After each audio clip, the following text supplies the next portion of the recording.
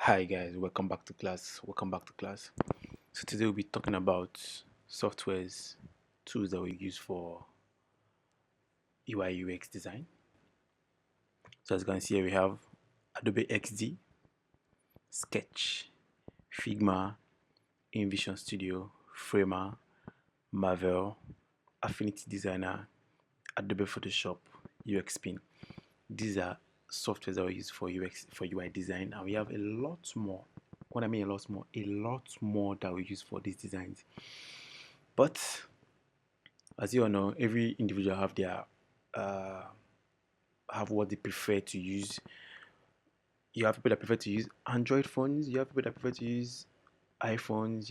You have those that prefer to use um, MacBooks. You have those that prefer to use Windows. So just the same way you have preferences in the gadgets that you use, that's how you have preferences in the softwares that you use. But we have three most used softwares that we use for UI design, and these are Adobe XD, as you can see here, Adobe XD, Figma, and Adobe Photoshop. These three that you are seeing here, they are the most used softwares that we use for UI design.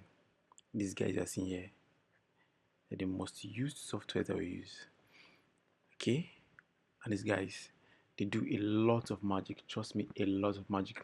So what Adobe XD can do, Figma can do, Adobe Photoshop can do.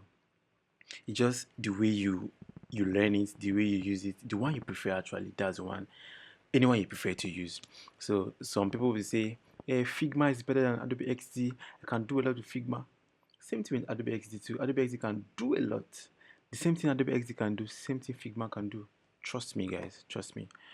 So that is it for the software that we use for UI design. Okay. But for the purpose of this class, we are going to use Adobe XD. And trust me, we are going to do a whole lot of wonders. Alright, guys, see you in next class. Bye.